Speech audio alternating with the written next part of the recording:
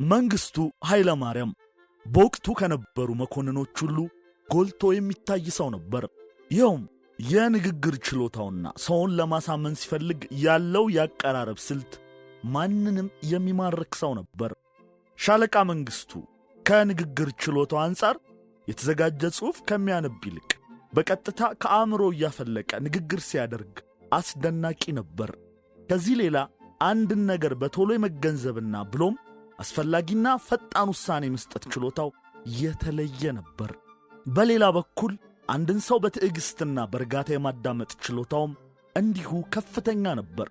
ሻለቃ መንግስቱን መጀመሪያ ላይ ገና ሳውቀው ሐሳቡን የሚገልጽበት የቋንቋ አጠቃቀም ያስደንቀኝ ነበር። አንድን ጉዳይ ለተለያዩ ሰዎች ወይንም ቡድኖች ሲያስረዳ ለሚሰማው ሰው ተመሳሳይ ነገር ደግሞ ያቀረበ አይመስልም። ሻለቃ መንግስቱ ይህንን ስጦታ ከተፈጥሮ ያገኘው ጸጋ እንጂ በትምህርት በኩል ከሁለተኛ ደረጃ በላይ አላለፈም። ሰላም ጤና ይስጥልን። እንዴት ናችሁ የተከበራችሁ ተከታታዮቻችን? ይህ ነበር ሚዲያ ነው። በነበር ሚዲያ ለዛሬያችን ፋይዳ ያላቸው ታሪኮችን እንጨዋወታለን። ለዛሬም በይህም ነበር መሰናዶ ሰኔ ወር ላይ አይደለ ያለነው። በሰኔ ወር ከተከናወኑ ታላላቅ ታሪካዊ ክስተቶች መካከል አንዱና ዋነኛው ስለሆነው ስለ ደርግ ምስረታ እናቀርብላችኋለን። የደርግ ምስረታን አስመልክቶ የምናቀርብላችሁ ይሄ ሁለተኛ ክፍላችን ነው። በመጀመሪያው ክፍል መንግስቱ ኃይለ ማርያምን ዙምባቤ ድረስ ሄዶ ኢንተርቪው ያደረገው ይታገሱ ጌትነት የስደተኛው መሪ ትረካዎች ብሎ ካወጣው መጽሐፍ ላይ ራሳቸው መንግስቱ ኃይለ ማርያም የደርግ ምስረታ ምን ይመስል ነበር የሚለውን የተናገሩትን ከመጽሐፉ ቀንጭበን አቅርበንላችሁ ነበር።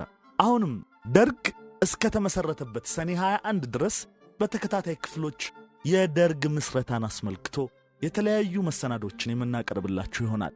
ለዛሬ በገጠመኞች የታጀበ የህይወት ጉዞ በሚል የደርግ ከፍተኛ ባለስልጣንና የደርግ አባል የነበሩት ሌተናል ጀነራል አዲስ ተድላ ካወጡት መጽሐፍ ላይ ተመስርተን ይህን ፕሮግራም አዘጋጅተንላችኋል።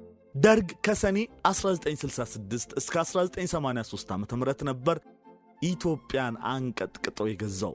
ደርግ የሚለው ቃል ከግዕዝ የተወሰደ ሲሆን ትርጓሜው ቡድን ወይም ኮሚቴ ማለት ነው። ይህንን ቃል ለመጀመሪያ ጊዜ ለሥርዓቱ መገለጫነት የተጠቀመው ግለሰብ ሻለቃ ናደው ዘካርያስ ሲባል ይኸውም ሰኔ 21 1966 ዓ.ም ነበር። በዚህ ወቅት በአዲስ አበባ ከተማ በሚገኘው የአራተኛ እግረኛ ክፍለ ጦር መምሪያ ከተለያዩ የአገሪቱ ክፍሎች የተወጣጡ መለዮ ለባሾች በየካቲት ወር ስለፈነዳው አብዮት ውይይት የሚያካሂዱበት ጊዜ ነበር ሲሆን ሻለቃ ናደው ደግሞ የዚህ ኮሚቴ ማስታወቂያ ጉዳይ ሰራተኛ ነበር። ደርግ በዚህ ሁኔታ በዝቅተኛ መኮንኖች ከኮሎኔል ማዕረግ በታች ከተመሰረተ በኋላ በዚያው ቀን ሻለቃ መንግስቱ ኃይለ ማርያም የደርግ ሊቀመንበር በመሆን ተመርጦ እስከ ሥርዓቱ ማብቂያ 1983 ድረስ በዚያው ስልጣን አገልግሏል። በመጀመሪያው ክፍል ሁኔታውን መንግስቱ ኃይለ ማርያም እንዴት ይገልጹታል የሚለውን አቅርበንላችኋል። ዛሬ ደግሞ ከአየር ኃይል የጦር ፓይለት የነበሩት ሌተናል ጀነራል አዲስ ተድላ የደርግ ምስረታን አስመልክተው ምን ይላሉ የሚለውን እናጋራችኋለን።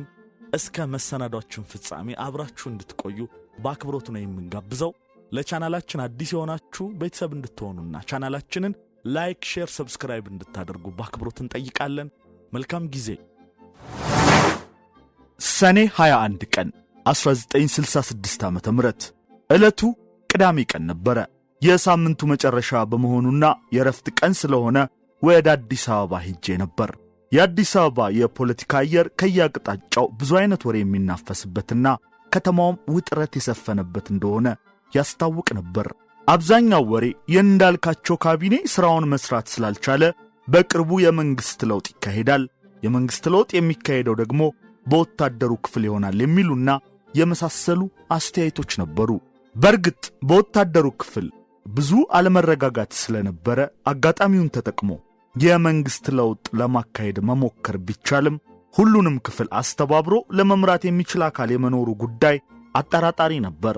በየጊዜው ለእረፍት አዲስ አበባ ስመጣ አንዳንድ ሰዎች በከተማው ውስጥ የሚነፍሰውን ወሬ በመያዝ በወታደር ውስጥ ስላለ ሁኔታ ለማወቅ ጉጉት ያሳዩ እንደነበር አስታውሳለሁ። እኔም በሰራዊት ውስጥ የነበረውን መከፋፈል በማየትና ሁሉንም ክፍል በአንድ ዓላማ ስር ለማስተባበር ያለውን ችግር በመገንዘብ ሁኔታው ቀላል እንዳልሆነ ለማስረዳት ሞክር ነበር። በመሆኑም የዚያን ዕለትም አዲስ አበባ በመጣው ጊዜ ከወትሮ የተለየ ነገር እንደማይፈጠር በማሰብ ከጓደኞቼ ጋር ምሽቱን እንዴት እንደምናሳልፍ ስንነጋገር ነበር። ስለ ምሽቱ ጊዜያችን ከተወያየም በኋላ ቀኑ እስኪመሽ ድረስ ብሔራዊ ቲያትር አካባቢ ባለው የመኪና ማቆሚያ ስፍራ መኪና ውስጥ ሆነን ጨዋታችንን ቀጠልን። ከዚያም ከምሽቱ 1 ሰዓት ላይ በአዲስ አበባና በአካባቢው ከምሽቱ 2 ሰዓት ጀምሮ የሰዓት እላፊ መታወጁን ከአንድ የሬዲዮ ጣቢያ ብስራተ ወንጌል ሬዲዮ ጣቢያ ይመስለኛል ሰማን። በወቅቱም ቀደም ሲል የገለጽኩትንና በአራተኛ ክፍለ ጦር የተፈጠረውን ሁኔታ ስላላወቀው እነዚህ ሰዎች ምን ማድረጋቸው ነው? ህብረተሰቡን ችግር ውስጥ ከተቱት አይደል? በማለት በሰማነው ዜና ማማረራችን ትዝ ይለኛል።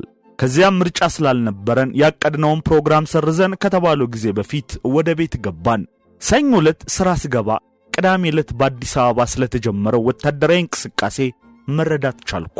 ይኸው በየክፍሉ ውስጡን ሲብላላ የቆየው ወታደራዊ እንቅስቃሴ ፈንድቶ አንድ ወታደራዊ ኮሚቴ በአራተኛ ክፍለ ጦር ግቢ ውስጥ መቋቋሙን ነበር። ያ ኮሚቴም ጠቅላላ ሰራዊቱን ለማስተባበር እንዲቻል ለየክፍሉ ተወካዮቻቸውን እንዲልኩ ጥሪ ማድረጉን፣ ክፍሎችም ተወካዮቹን በሰራዊቱ እያስመረጡ እንዲልኩና የተመራጮች ማዕረግ ከወታደር እስከ ሻለቃ ማዕረግ ብቻ እንዲሆን መወሰኑን ሰማው።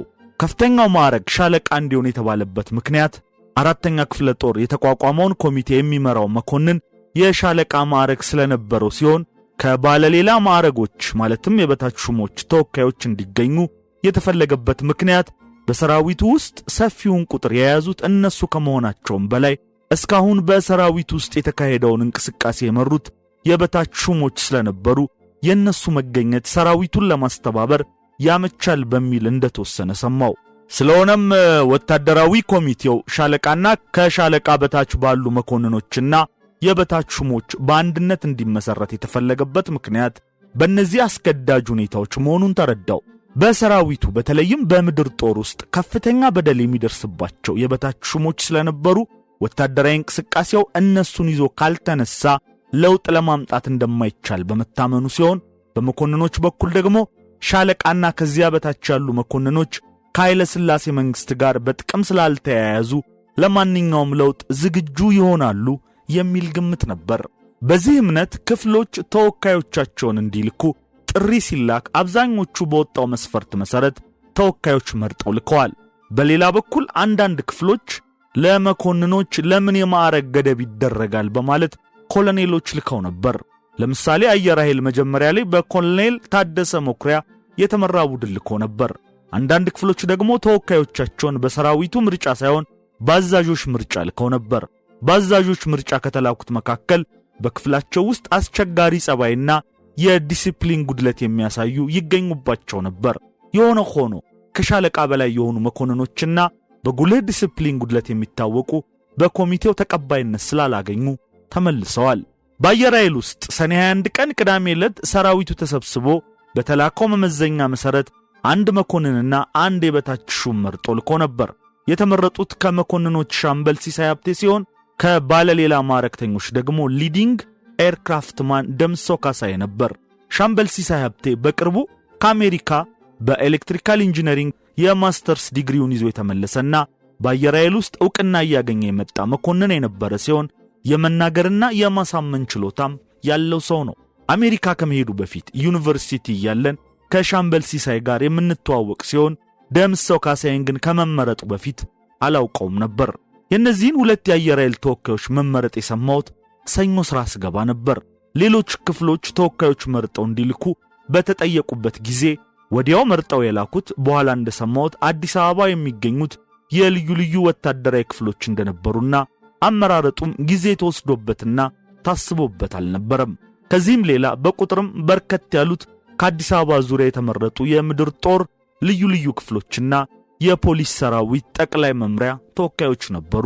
ከአዲስ አበባ ውጪ ያሉ ክፍሎችና ሰራዊት በርከት ብሎ በሚገኙባቸው አካባቢዎች ለምሳሌ እንደ ሐረርና እንደ አስመራ ባሉ ስፍራዎች የተወካዮች ምርጫ የተከናወነው ጊዜ ተወስዶና ታስቦበት እንደነበረ ተመርጦ የመጡ ተወካዮች ተናግረዋል። በተለይ አስመራ ያለው ሰራዊት የሶስቱም የጦር ኃይል ክፍሎች የሚገኙበት እንደመሆኑ እንቅስቃሴው እንደተጀመረ በቅድሚያ ከየክፍሉ የተወጣጡ አባላት የሚገኙበት ወታደራዊ ኮሚቴ አቋቁሞ ስራ አከናውኖ ከመካከሉ ተወካዮችን መርጦ ነው ወደ አዲስ አበባ ይላከው። በዚህ መሰረት የአስመራው ቡድን የምድር ጦር፣ የአየር ኃይል፣ የባህር ኃይልንና የፖሊስ ሰራዊት ተወካዮችን ይዞ የደረሰው ትንሽ ዘግየት ብሎ ነበር። በተመሳሳይ ሁኔታ የምስራቁ ጦር ከልዩ ልዩ ክፍሎች የተወጣጡ የምድር ጦር አባላትንና የፖሊስ ሰራዊት ተወካዮችን የያዘ ቡድን ቀደም ሲል ልኳል። ደብረ ዘይት የሚገኘው የአየር ኃይል ጠቅላይ መምሪያ ቅዳሜ ዕለት 2 አባላትን መርጦ የላከ ቢሆንም የተዋጊውን ክፍል የሚወክሉ አባላት ስላልተመረጡ ተጨማሪ ተወካዮች መላክ አለባቸው የሚል ድምጽ በመነሳቱ ሌላ ምርጫ ተካሄደ። የአየር ኃይል ተዋጊ ክፍል የበራሪው ክፍል እንደመሆኑ መጠን በምርጫው ውስጥ አንድ ፓይለት ከተዋጊ ስኳድሮንና ከቴክኒሽያኖች ደግሞ ሌላ አንድ ተወካይ ታክሎበት በጠቅላላው 2 ተወካዮች ተመርጠው እንዲላኩ ተወሰነ። በዚሁ መሰረት ማክሰኞ ዕለት ማለትም ሰኔ 24 ቀን 1966 ዓ.ም የፓይለቶች ስብሰባ ተካሄደ።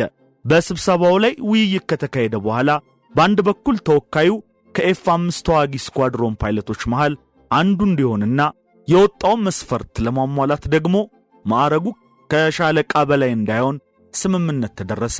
በዚሁ መሰረት የተለያዩ ግለሰቦች ከተጠቆሙ በኋላ ምርጫው እኔ ላይ አረፈ።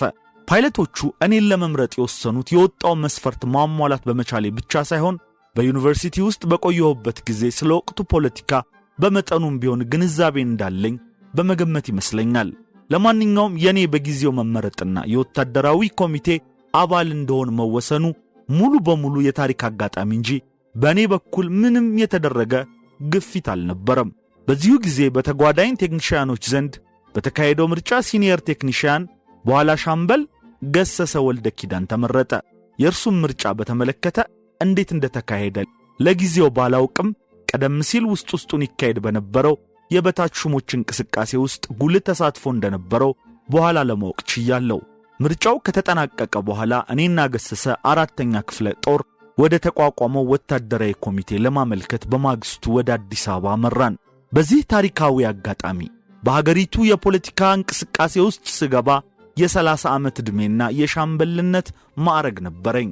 ወታደራዊ ኮሚቴው ወደ ተቋቋመበት ስፍራ በመጓዝ ላይ እያለን በአእምሮዬ ውስጥ ብዙ ጥያቄዎች ይመላለሱ ነበር።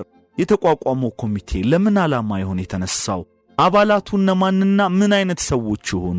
እኛስ የተመረጥነው ክፍላችንን በምን ሁኔታ ነው የምንወክለው? የሚሉና የመሳሰሉት ጥያቄዎች የነበሩ ሲሆን ቦታው ከመድረሳችን በፊት ለአንዳቸው መልስ የማገኝላቸው አልነበሩም። የሆነው ሆኖ የአየር ኃይል ሰራዊት በሀገሪቱ ውስጥ የፖለቲካ ለውጥ ለማየት እንደሚሻና ለውጡም የሕዝቡንና የሰራዊቱን ፍላጎት ማሟላት እንዳለበት ግንዛቤ ነበረኝ። ይሁንና ለውጡ በምን አይነት ዘዴና ሥርዓት መካሄድ እንዳለበት የተሰጠን መመሪያም ሆነ ራሳችንም የቀየስነው ዘዴ አልነበረም። በሌላ በኩል ወታደራዊ ኮሚቴው ከብዙ መታመስ በኋላ ስለተቋቋመና መሰረታዊ ለውጥ ለማካሄድ ዓላማ ይዞ እንደተነሳ ስለታመነ ነበር አየር ኃይል የበኩሉን አስተዋጽኦ ለማበርከት እንዲችል እኛን መርጦ ይላከን። ስለሆነም በወቅቱ ኮሚቴው ዘንድ ስንደርስ ሁኔታውን እያየን የራሳችንን በጎ አስተዋጽኦ እናደርጋለን በሚል ስሜት እንደመጣን ግን አስታውሳለሁ። ክፍላችንን ወክለን በስሜት ተነሳስተን አዲስ አበባ 4ኛ ክፍለ ጦር መግቢያ ላይ ስንደርስ በሩ በታጠቁ ወታደሮች እየተጠበቀና ወታደራዊ ፖሊሶች የሚመጡትን ተሽከርካሪዎች ሲያስተናግዱ አገኘን። ዘበኞቹ ማንነታችንንና ከየት ክፍል እንደመጣን ካረጋገጡ በኋላ እንድንገባ ፈቅደው ወታደራዊ ኮሚቴው ወደ ተሰበሰበበት ስፍራ መሩን። በዚያን ጊዜ የአየር ኃይል ሰራዊት ዩኒፎርምና የማዕረግ ምልክት የተለየ ስለነበረ ማንነታችንን መለየት ቀላል ነበር። የክፍለ ጦሩም ወታደሮች የአየር ኃይል አባላት በእንቅስቃሴው ለመሳተፍ መምጣታችን እንዳስደሰታቸው ከፊታቸው ማንበብ ይቻል ነበር። ስለ ተቋቋመው ወታደራዊ ኮሚቴ በአእምሮዬ ይሆናል ብዬ ሳልኩትና እየገመትኩ ወደ ስብሰባ አዳራሽ በገባንበት ጊዜ የገጠመን ሁኔታ ግን ለየት ያለና ያልጠበቅኩት ነበር።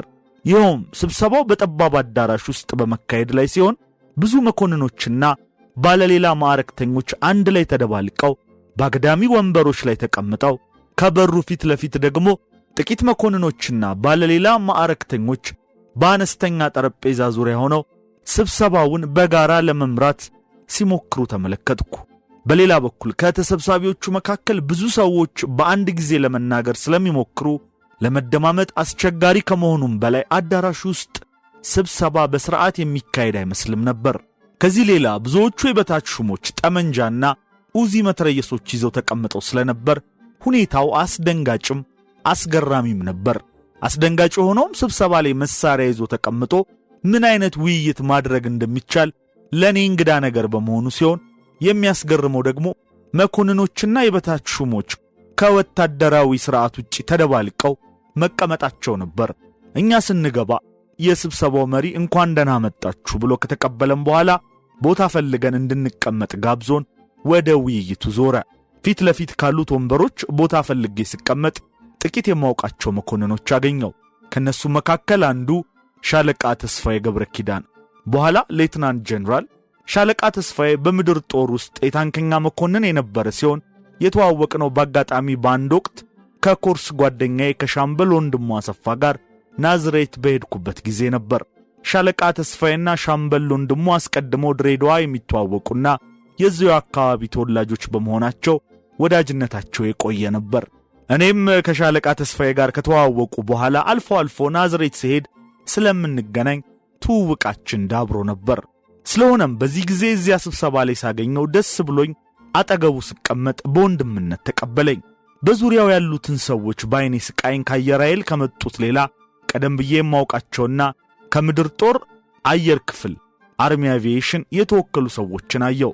ከነሱ መሃል አንዱ ሻምበል ገናናው መንግስቱ በአየር ኃይል የፒ12 በረራ ኮርስ አባልና በኋላ ብርጋዴር ጀነራል የተባለ መኮንንና እንዲሁም በመልክ ብቻ የማውቃቸው የበታች ሹሞች ነበሩ።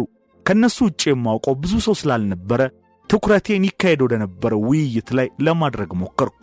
ውይይቱን በሊቀመንበርነት ይመራ የነበረው ለወታደራዊ ኮሚቴው መቋቋም ምክንያት የሆነውና የአራተኛ ክፍለ ጦር አባሉ ሻለቃ አጥናፉ አባተ ሲሆን ከግራና ቀኙ ሁለት የበታች ሹሞች ይታያሉ። ማለትም አንድ ከፖሊስ፣ አንድ ከአርሚ አቪዬሽንና አንድ የፖሊስ መኮንን በጠረጴዛው ዙሪያ ተቀምጠው ነበር። በወቅቱ ውይይቱ ያተኮረው በሚታሰሩ ሰዎች ላይ ነበር። ሊቀመንበሩ አዲስ ለሚመጣ ተወካይ የእንኳን ደህና መጣ ሰላምታ ካቀረበለት በኋላ ስለሚካሄደው ውይይት የሚያስረዳው ነገር ቢኖር ጥቂት የፓርላማ አባላት በእስር ያሉትን የቀድሞ ባለስልጣናት ለማስፈታት በመሞከራቸው ሰራዊቱ እንደተቃወመና እንዲያውም ሌሎች የሚታሰሩ ስላሉ ይህንን ለማስፈጸም ወታደራዊ ኮሚቴ መቋቋሙን በመግለጽ ነበር። ከዚህ በተረፈ የውይይቱ አካሄድ ከተሰብሳቢዎቹ መሃል ማንም ሰው አንድ መታሰር አለበት ብሎ የሚያምነውን የባለስልጣን ስም ከነ ምክንያቱ ሲያቀርብ ጠቅላላ ተሰብሳቢው በእርሱ ላይ ውይይት ካካሄደ በኋላ ይታሰር አይታሰር የሚለው ጉዳይ በድምጽ ብልጫ ይወሰናል። ይህ አካሄድ ገና ወደ ኮሚቴው ስብሰባ አዳራሽ ለመጣ እንደኔ ላለው ሰው በጣም አስደንጋጭ ነበር። ከሁሉ በፊት ወደ ኮሚቴው ተወክሎ የሚመጣ ሰው ስለ ተቋቋመው ወታደራዊ ኮሚቴ ከፍተኛ ግምት ይዞ ይመጣ ስለነበር ኮሚቴው በሀገሪቱ የፖለቲካ ስርዓት ውስጥ አንድ መሰረታዊ ለውጥ ለማምጣት ተዘጋጅቶ የተቋቋመ እንደሆነ ይገምታል። ይኸውም የወታደራዊ ኮሚቴው አመራር አባላት በሀገሪቱ ውስጥ ያለውን ፖለቲካዊ፣ ኢኮኖሚያዊና ወታደራዊ ሁኔታዎች ገምግመው በኢትዮጵያ መሰረታዊና ስርዓት ያለው ለውጥ ለማካሄድ በሳል አመራር ለመስጠት የተቋቋመ ኮሚቴ እንደሆነ ይጠብቃል። ይሁንና የኮሚቴው አባላት ጥንቅርና የማዕረግ ልዩነት እንዲሁም ያስተሳሰብ መለያየት ሲታይ ከፍተኛ ግምት ይዞ ለመጣ ሰው የኮሚቴው አደረጃጀትና የያዘው አጀንዳ የሚያስደነግጥ ነበር። በተለይ እንደ አየር ኃይል ከነበረ በዘመናዊ ሁኔታ ከተደራጀ ክፍል ለመጣ ሰው ሁኔታ ሁሉ ግራ ያጋባ ነበር። ከአየር ኃይል ስመጣ በምን አይነት አስተሳሰብ እንደተመረጥኩና እኔም እዚህ ስመጣ ምን ግምት ይዤ እንደመጣው ሳስብ የነበረኝ ስሜት ሁሉ ሲቀዘቅዝ ታየኝ። ለመሆኑ ወታደራዊ ኮሚቴው የተቋቋመው ሰዎችን ለማሰር ነው ወይስ በሀገሪቱ ፖለቲካዊ ለውጥ ለማምጣት የሚል ጥያቄ ማደረብኝ። በሚካሄደው ውይይትም ለመሳተፍ ከሚጠቆሙት ሰዎች አንዳንዶቹን የማውቃቸው በስም እንጂ ስለ ተግባራቸው ካሉባልታ ውጪ የማውቀው ምንም ነገር ስላልነበረ ሁኔታው አስቸጋሪ ሆነብኝ። ይታሰሩ በሚል አንዳንድ ሰዎች ስም ሲጠቀስ ከኮሚቴው አባላት መሃል አንዳንድ ሰዎች በተለይም የበታች ሹሞች ስለ ግለሰቦቹ ባህሪ በሕዝብ ላይ አደረሱ ስለሚሉት በደል ሲዘረዝሩ በጣም ያስገርም ነበር። እንዲታሰሩ የሚጠቀሱት አንዳንዶቹ በሥርዓቱ ውስጥ ቁልፍ ቦታ የያዙ የሥርዓቱ ቁንጮ ስለነበሩ ሰዎቹ እንዲታሰሩ ማድረግ ማለት በአንድ በኩል በጊዜው ፈንቅሎ የወጣውን የወታደሩን ብሎም የሕዝቡን ስሜት የሚያረካ ሲሆን በሌላ በኩል ሥርዓቱንም የሚያዳክም መሆኑ አያጠራጥርም ነበር። የሆነ ሆኖ የኮሚቴው አሰራር እንደኔ ያልጣማቸው ሰዎች ስለነበሩ በአጠቃላይ አሰራሩ እንዲለወጥ ሐሳብ ማቅረብ ጀመሩ። ለዚህም ምክንያት የሆኑት የአሰራር ችግሮች፣ አንደኛ ማንም ግለሰብ እንዲታሰር የሚፈልገውን ሰው ስም በማቅረቡ ብቻ ብዙ ውይይት ሳይካሄድ በስሜት የተገፋፉ ሰዎች በመታሰራቸው፣ ሁለተኛ ከሊቀ መንበሩ ከሻለቃ አጥናፉ አባተ የአመራር ችግር የተነሳ በአንድ ጊዜ ከአንድ በላይ ሰው እየተናገረ የመደማመጥ ችግር እየተከሰተ መሄዱ፣ ሶስተኛ ደግሞ ኮሚቴው ሰዎችን ከማሰር በስተቀር ዓላማ ነድፎ ያልተነሳ መሆኑ ዋና ዋናዎቹ ሲሆኑ ለነዚህ መፍትሄ ማበጀት አስፈላጊ ነበር። ካሁን በፊት እንደገለጽኩት አንዳንድ ክፍሎች ተወካዮቻቸውን የመረጡት በጥንቃቄና አስተዋጽኦ ሊያደርጉ ይችላሉ ብለው ያመኑባቸውን ሲሆን አንዳንድ ክፍሎች ደግሞ በወቅቱ በነበረው አለመረጋጋትና የዲሲፕሊን መጓደል ምክንያት በክፍላቸው ውስጥ አስቸጋሪና ተናጋሪ የነበሩ መኮንኖችንና የበታች ሹሞችን መርጠው ልከው ነበር። ከዚህም የተነሳ የወታደራዊ ኮሚቴው ጥንቅር ብስለትና ዕውቀት ካላቸው በተቃራኒ በስሜት የሚገፋፉ ግለሰቦችንም ሁሉ አጠቃሎ የያዘ ነበር። ይኸውም በአካዳሚክ ትምህርት ከአንደኛ ደረጃ ትምህርት እስከ ዩኒቨርሲቲ ሁለተኛ ዲግሪ ማስተርስ ድረስ ያላቸው ግለሰቦች፣ በወታደራዊ ትምህርት ረገድ ከምድር ጦር፣ ከሐረር ጦር አካዳሚና ከሆለታ ጦር ትምህርት ቤት፣ ከአየር ኃይልና ከባህር ኃይል ደግሞ ከእጩ መኮንን ትምህርት ቤቶች የተመረቁ መኮንኖች፣ ከፖሊስ ሰራዊት ደግሞ ከፖሊስ ኮሌጅ የተመረቁ መኮንኖች ሲሆኑ በበታች ሹሞችም በኩል በየክፍላቸው ልዩ ልዩ ስልጠና በሀገር ውስጥና በውጭ ሀገር የወሰዱና ረጅም አገልግሎት የሰጡ ይገኙባቸዋል። በመሆኑ በአባሎች መሃል የነበረው የአመለካከትና የግንዛቤ ልዩነት በጣም ሰፊ ነበር። ስለሆነም ይህን ልዩነት ሁሉ ወደ አንድ አስተሳሰብ ለማስተባበርና ለመምራት ጥሩ የአመራር ችሎታ ያለው ሰው ያስፈልግ ነበር። በዚህም ምክንያት ከኮሚቴው አባላት መሃል በሐሳብ አቀራረቡና በንግግር ችሎታው በወቅቱ የሁሉንም ትኩረት የሳበው ከሐረር ተመርጦ የመጣው ሻለቃ መንግስቱ ኃይለማርያም በኋላ ፕሬዝዳንት ነበር። ሻለቃ መንግስቱ ቀድሞውኑ ወደ ኮሚቴው ሲመጣ ስለሚደረገው ለውጥ ሐሳብ ይዞ ስለመጣ ይመስላል በኮሚቴው አሰራር ያለውን ቅሬታ በመግለጽ ዓላማችን ምንድነው፣ ምንስ ለማድረግ ነው የተሰበሰብነው የሚሉ መሰረታዊ ጥያቄዎች በማንሳት ዘርዘር ያለ አስተያየት ሲሰጥ የሁሉንም ትኩረት መሳብ ቻለ። ስለሆነም ሻለቃ መንግስቱ የኮሚቴው ሊቀመንበር ቢሆን ጥሩ አመራር ይሰጣል ተብሎ በሁሉም ዘንድ ስለታመነበት እርሱ ተመረጠ። ሻለቃ መንግስቱ በሰራዊቱ ውስጥ ከፍተኛውን ቁጥር የያዘውን የምድር ጦርን ክፍል ስለሚወክል የእርሱ መመረጥ በእኔም እምነት አግባብነት ነበረው። እርሱ ከተመረጠ በኋላ ለወታደራዊ ኮሚቴው መመስረት ዋና አስተዋጽኦ ያደረገው ሻለቃ አጥናፉ አባተ ስለነበርና ኮሚቴውም የተቋቋመው በአራተኛ ክፍለ ጦር ግቢ ውስጥ ስለነበር በሻለቃ መንግስቱ አሳሳቢነት ሻለቃ አጥናፉ የኮሚቴው ምክትል ሊቀመንበር ተደረገ። ከዚያም ለኮሚቴው ዋና ጸሐፊነት ለሥራው ያግዘናል በሚል በሻለቃ መንግስቱ አቅራቢነት ከሐረር ተመርጦ የመጣው ሻምበል ገብረየስ ወልደሃና በኋላ ብርጋዴር ጀነራል ተመደበ። ሻለቃ መንግስቱ ኃይለማርያም በወታደራዊ ኮሚቴው ውስጥ ከነበሩ የምድር ጦር መኮንኖች ሁሉ ጎልቶ የሚታይ ሰው ነበር። ይኸውም የንግግር ችሎታውና ሰውን ለማሳመን ሲፈልግ ያለው ያቀራረብ ስልት ማንንም የሚማርክ ሰው ነበር። ሻለቃ መንግስቱ ከንግግር ችሎታው አንጻር የተዘጋጀ ጽሑፍ ከሚያነብ ይልቅ በቀጥታ ከአእምሮ እያፈለቀ ንግግር ሲያደርግ አስደናቂ ነበር። ከዚህ ሌላ አንድን ነገር በቶሎ የመገንዘብና ብሎም አስፈላጊና ፈጣን ውሳኔ መስጠት ችሎታው የተለየ ነበር። በሌላ በኩል አንድን ሰው በትዕግስትና በእርጋታ የማዳመጥ ችሎታውም እንዲሁ ከፍተኛ ነበር። ሻለቃ መንግስቱን መጀመሪያ ላይ ገና ሳውቀው ሐሳቡን የሚገልጽበት የቋንቋ አጠቃቀም ያስደንቀኝ ነበር።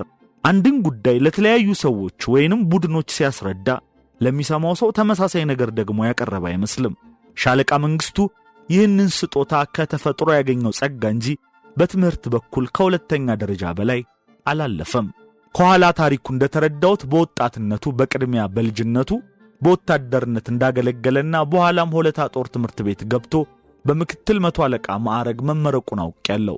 ከዚያም በኋላ 2 ጊዜ ወደ አሜሪካን ለተለያዩ ኮርሶች ተልኮ እንደሰለጠነና በዚህ አጋጣሚም ዕውቀቱን አዳብሮ እንደተመለሰ ይነገራል። ሻለቃ መንግስቱ በምክትል መቶ አለቃ ማዕረግ ሐረር ክፍለ ሀገር ተመድቦ ሥራ ከጀመረ አንስቶ ለለውጥ ይታገል እንደነበር የኮርስ ጓደኞቹ እነ ሻለቃ ተስፋዬ ገብረ ኪዳን ይናገራሉ። ለምሳሌ በ1953 ዓመተ ምህረት ወታደራዊ መፈንቅለ መንግስት በተሞከረበት ጊዜ እርሱ በምክትል መቶ አለቃ ማዕረግ ኦጋዴን ውስጥ በማገልገል ላይ ያለ መፈንቅለ መንግስቱን ደግፈው ከተነሱት ወጣት መኮንኖች መካከል አንዱ እንደነበር ይነገራል። ከዚያ አድማ ውስጥ በጓደኞቹ እርዳታ ሳይወነጀል ሊያመልጥ ቢችልም የለውጥ ፍላጎቱ ግን እስከ መጨረሻው ቀጥሏል። በዚህ ምክንያት በምስራቅ 3ኛ ክፍለ ጦር ውስጥ ማንኛውም የለውጥ ንቅናቄ ካለ ብዙውን ጊዜ ሻለቃ መንግስቱ እንደሚኖርበት ስለሚገመት የበላይ አለቆቹ እንደ አደገኛ መኮንን ይቆጥሩት ነበር ይባላል። በ1966 ዓመተ ምህረት ወታደራዊ እንቅስቃሴው ሲጀመርና ደርግ ሲቋቋም የምስራቅ ጦር ተወካዮቹን በመረጠ ጊዜ ሻለቃ መንግስቱ በከፍተኛ ድምጽ እንደተመረጠ አብረው የመጡት ይናገራሉ። ሻለቃ መንግስቱ ለደርግ ሊቀመንበርነትም ሲመረጥ ከፍተኛ ድጋፍ አግኝቶ እንደነበረ አስታውሳለሁ። በደርግ ውስጥ በትምህርት ደረጃ ከርሱ የሚበልጡና በንግግር ችሎታቸውም ደህና የሚባሉ መኮንኖች ነበሩ። በዚህ ረገድ ለምሳሌ ሻምበል ሲሳይ ሀብቴ ከአየር ኃይል የሚጠቀስ መኮንን ነበር። ነገር ግን እርሱ ከአንድ አነስተኛ ኃይል የመጣ ከመሆኑ ሌላ ሰፊውንና ከፍተኛ ቁጥር የያዘውን የምድር ጦር ሰራዊትን ለማስተባበር የነበረው ተቀባይነት እንደ ሻለቃ መንግስቱ ሊሆን አይችልም ነበር። በተመሳሳይ ሁኔታ ከሐረር ጦር አካዳሚ የመጡ ሌሎች መኮንኖች ቢኖሩም በወቅቱ በሰፊው ወታደር ውስጥ እንደ ሻለቃ መንግስቱ ተቀባይነት ሊያገኙ የሚችሉ አልነበሩም። ሻለቃ መንግስቱ ወታደሩን እንደ ወታደር፣ መኮንኑን እንደ መኮንን ማናገር የሚችል ሰው ነበር። እነዚህ ሁሉ ሁኔታዎች ሲታዩ በዚያን ጊዜ በ4ኛ ክፍለ ጦር ውስጥ በተቋቋመው ወታደራዊ ኮሚቴ ውስጥ የነበረውን የተመሰቃቀለ ሁኔታ በማስታረቅ ጥሩ አመራር ለመስጠት ይችላል ተብሎ የታመነበት ሻለቃ መንግስቱ ነበር። የተከበራችሁ የነበር ሚዲያ ተከታታዮች ለዛሬ በይህም ነበር መሰናዶ ሰኔ ወር ላይ መሆናችንን አስመልክተን ሰኔ 1966 የተመሰረተውን ደርግን የተመለከተ ፕሮግራም እያቀረብንላችሁ እንገኛለን። የዛሬው 2ኛ ክፍላችን ነበር። በገጠመኞች የታጀበ የህይወት ጉዞ በሚል ሌተናል ጀነራል አዲስ ተድላ ከጻፉት መጽሐፍ ላይ ቀንጭበን ነበረ ያስደመጥናችሁ። ምስረታውን አስመልክቶ ጀነራሉ የሚሉን ገና አላለቀም። በ3ኛ ክፍል ይዘንላችሁ የምንቀርብ ይሆናል። ስለምትከታተሉን አብራችሁን ስለምትሆኑ ከልብ አድርገን እናመሰግናለን። አሁንም ለቻናላችን አዲስ የሆናችሁ ቤተሰብ እንድትሆኑና ቻናላችንን ላይክ፣ ሼር፣ ሰብስክራይብ እንድታደርጉ በአክብሮት ነው የምንጠይቃችሁ። መልካም ጊዜ